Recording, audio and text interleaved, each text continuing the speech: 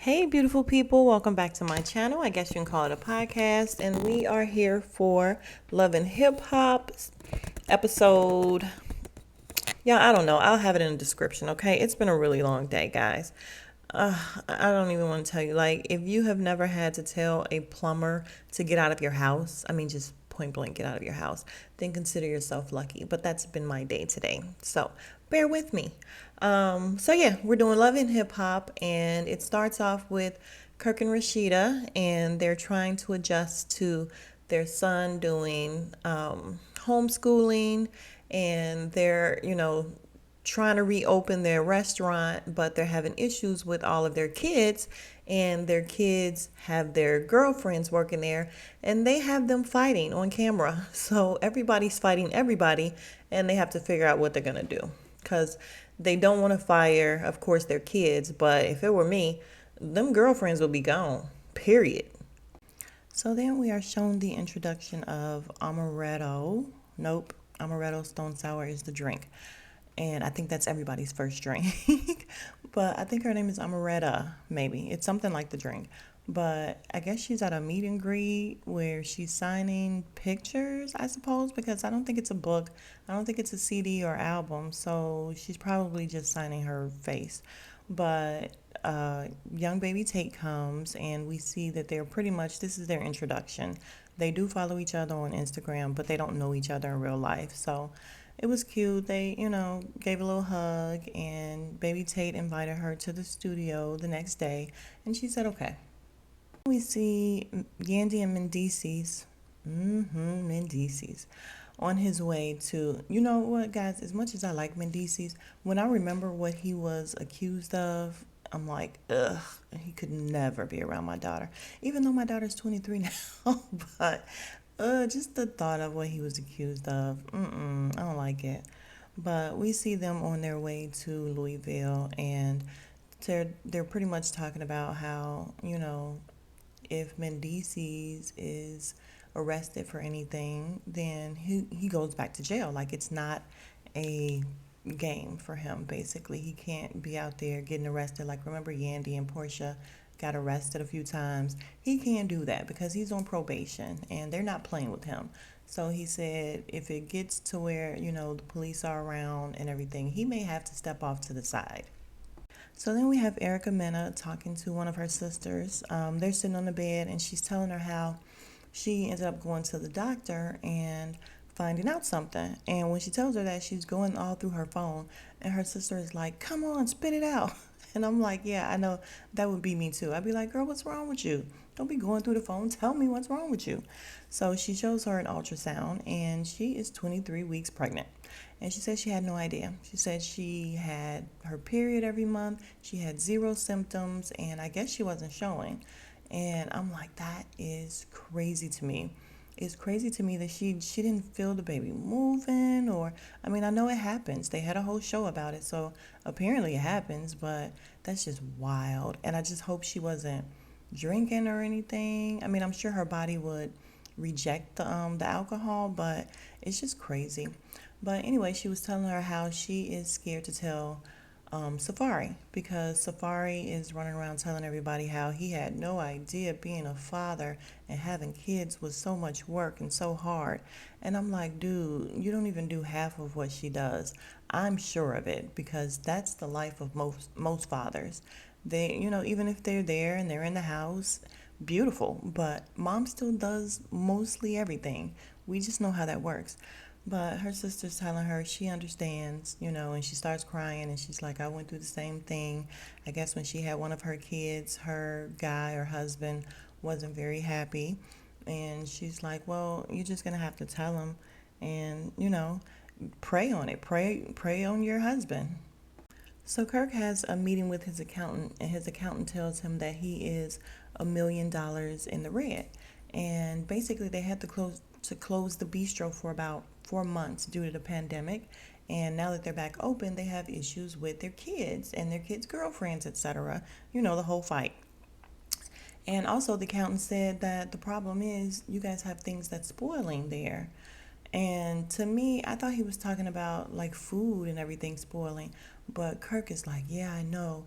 And then he starts telling the story of where everybody is stationed, basically. And such is here, and so is there, and they're supposed to be over here. And I'm like, what the hell does that have to do with food spoiling?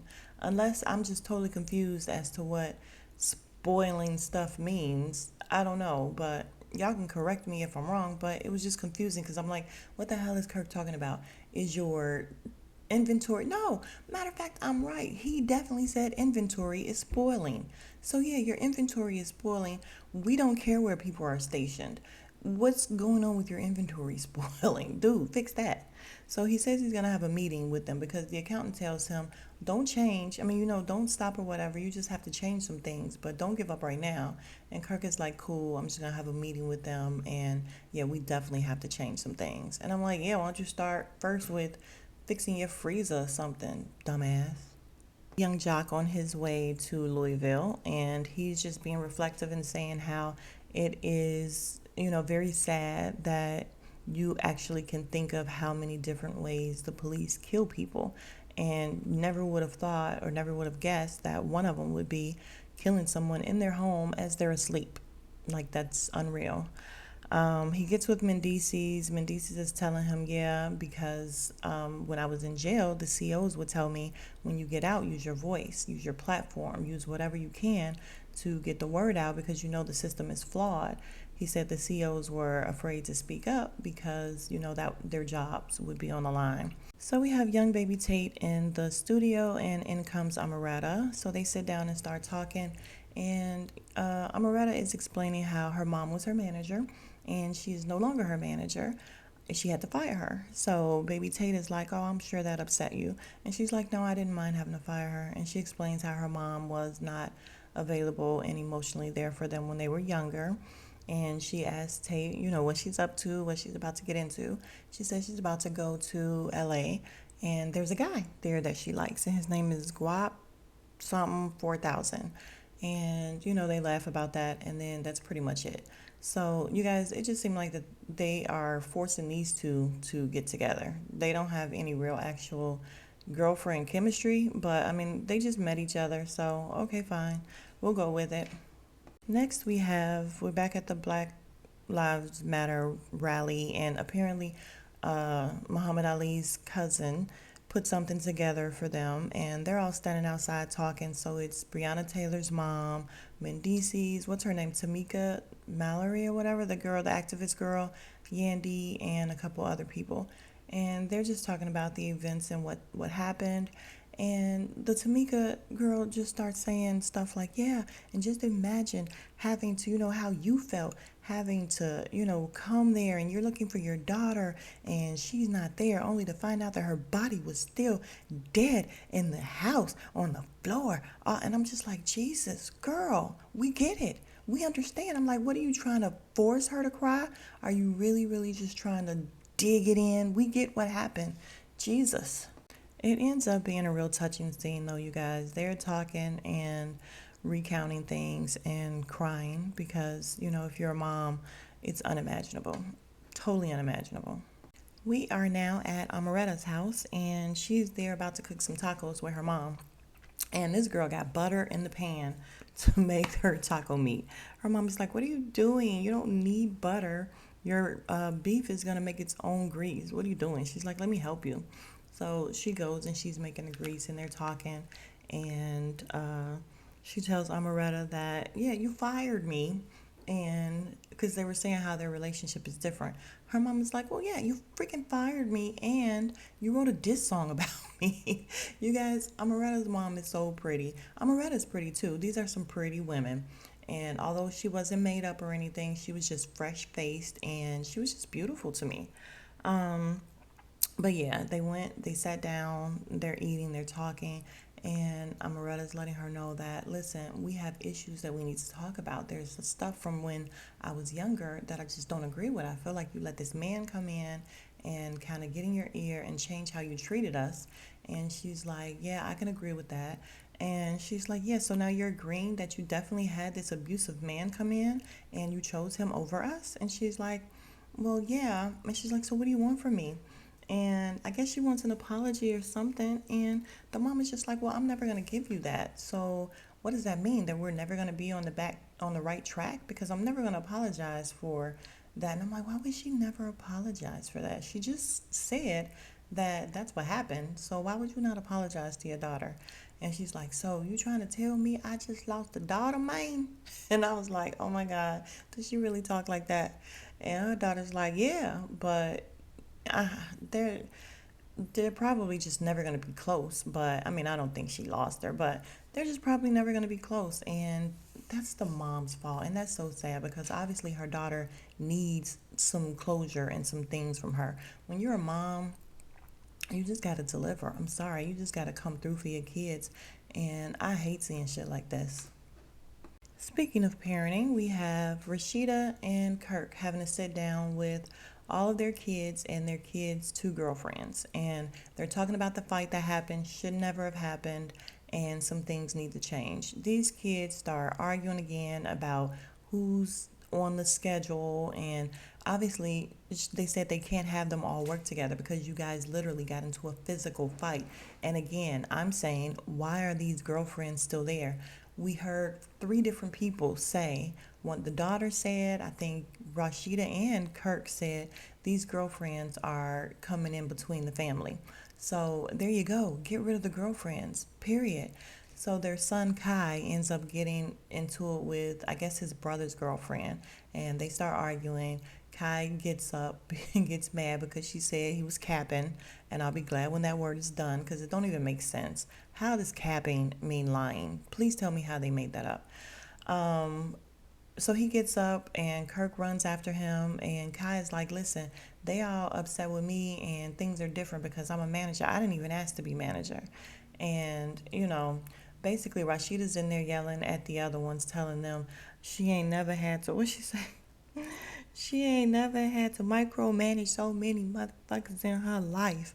And I was talking about she was ready to pull off her wig. I'm like, girl, please don't.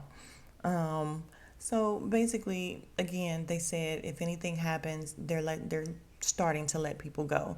We'll see, because to me, they should have just let them go right then and there. Let the girlfriends go and see what your kids can do.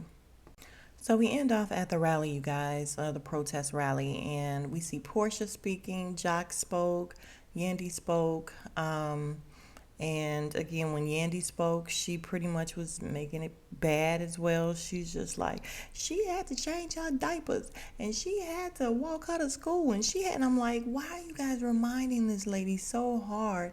I understand they trying to get a reaction from the crowd and just let everybody understand that Brianna was an actual person, but please be mindful that her mom is there, and that type of stuff just triggers you. Like, it's triggering. I just didn't like the fact that they kept doing that. Then they had the singers there, the choir or whatever, and they was jamming. They sound good. So then we have this whole scene with the police coming and they're lining up, and it's like, oh my God, what's gonna happen with Mendices? And if y'all noticed, when they got up on to where the police kind of were, Mendices was not in the middle there with Yandy. So maybe he did go off to the side. I don't blame him. That's the end, you guys. Thanks for coming back. I have to be honest with you all and tell you it's a chore to watch this. I was very bored, and I just don't like Love and Hip Hop, for real. I stopped watching it years ago when it became so animated and just so over the top and boring, and I just can't relate with any of these people on here. So I'm gonna see if I'm gonna keep reviewing it, you guys. I am interested in what's gonna happen next week with Yandy and her. I won't call her the adoptive daughter, but she was more like a foster child, because I already knew when Mendices came home, because of what he was accused of, there's no way that little girl could have been in the house with them. So the whole time she was there and they kept saying Mendices is coming home, Mendices is coming home. I'm like, how is that going to work? He cannot be in the vicinity of that little girl like that. She can't live there with him. So I am interested in seeing what's going to happen with that. So we'll see if I'm able to stick with it. I'm going to try. And also I'll see how many views I got. I think I only got like 30 views on the other one. So I was like, I really don't even have to do it. But we'll see what happens. Like I said, I am interested in what's going to happen next week. So like, comment, and subscribe if you have not already. And I will see you guys later on for doubling down with the Doricos tonight. Smooches.